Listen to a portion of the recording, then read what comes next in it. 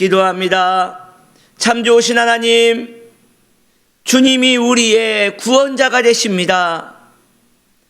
우리가 주께 속하였습니다. 우리를 불러주신 은혜 감사합니다. 오늘도 주님의 이름을 부르며 하루를 시작하기를 원하는 존귀한 하나님의 백성들을 축복하시옵소서. 예수님의 이름으로 기도드립니다. 아멘. 하나님 말씀 출애굽기 6장 12절로 13절입니다. 모세가 여호와 앞에 아뢰어 이르되 이스라엘 자손도 내 말을 듣지 아니하였거든 바로가 어찌 들으리까? 나는 입이 둔한 자니이다. 여호와께서 모세와 아론에게 말씀하사 그들로 이스라엘 자손과 애굽 왕 바로에게 명령을 전하고 이스라엘 자손을 애굽 땅에서 인도하여 내게 하시니라. 아멘.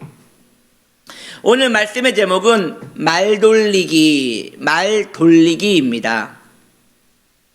모세는 이스라엘 백성들이 자신의 말을 듣지 아니하자 다시 전에 했던 부정적인 자신의 감정을 또 하나님께 드러내며 하나님께 원망 섞인 부정적인 기도를 또 합니다. 뭐라고 합니까? 하나님, 제가 뭐라 했습니까? 저는 입이 둔하기에 저들이 제 말을 듣지 않는다고 하지 않았습니까? 백성들도 제 말을 듣지 않고 바로도 제 말을 듣지 않습니다. 이렇게 또 하나님께 투정을 부리듯 자신의 약함을 하나님께 또 이야기하는 거예요. 부정적인 감정을 또 뿜어서 드러내는 것이지요. 우리는 여기서 인간의 너무도 연약한 모습을 보지 않습니까?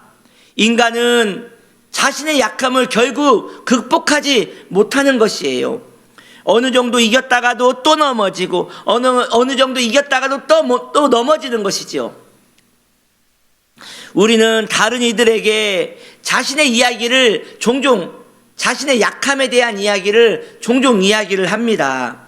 그렇게 위로를 받는 것이지요. 그러나 여러분 해보셨지 않았습니까? 그것은 진정한 위로가 되지 못합니다. 그 이유는 자신의 약함을 이야기한다 하여서 자신의 약함이 해결되는 것이 아니기 때문이지요.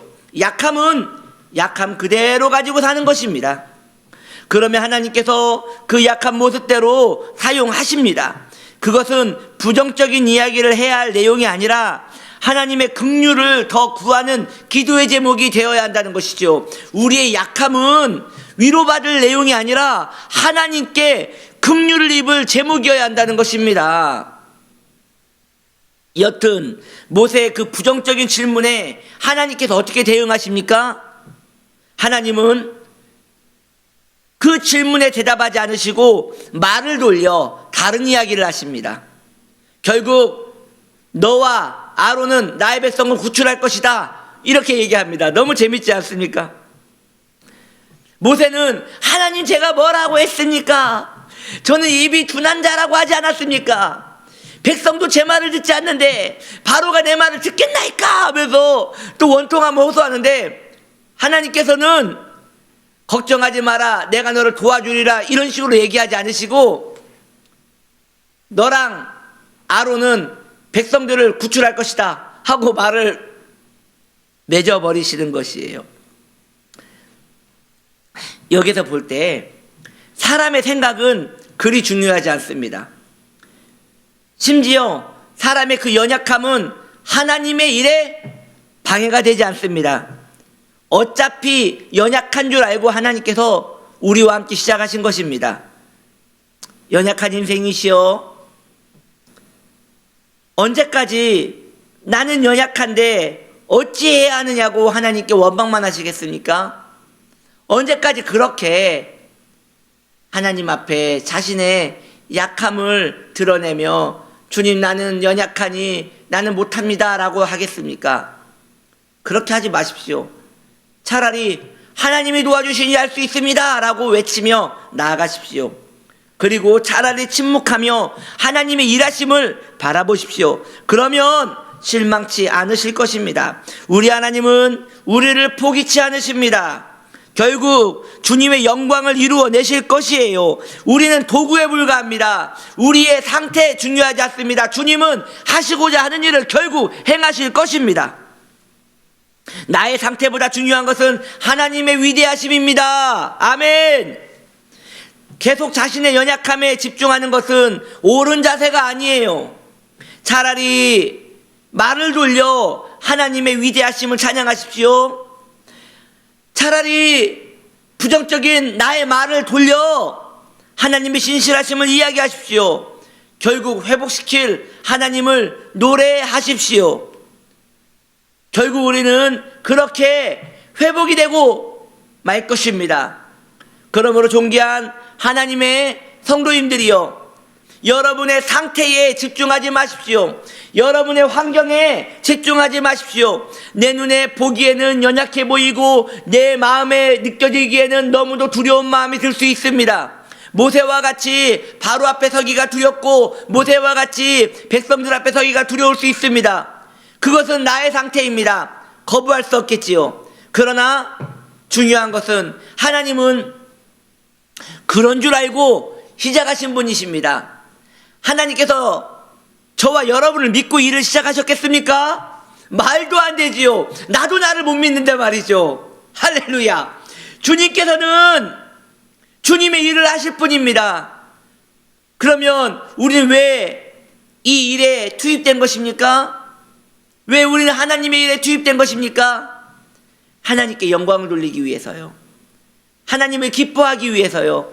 하나님을 나의 기업 삼기 위해서 말이지요. 그래서 저와 여러분은 하나님 앞에 있는 것입니다. 잠시 광고를 드립니다.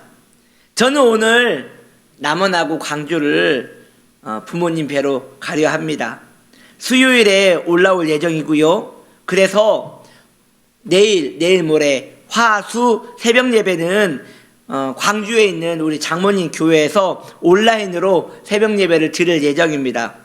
혹시 뒤에 배경이나 이런 것들이 바뀌었을 텐데 궁금해 하실까봐 미리 이렇게 말씀을 드립니다.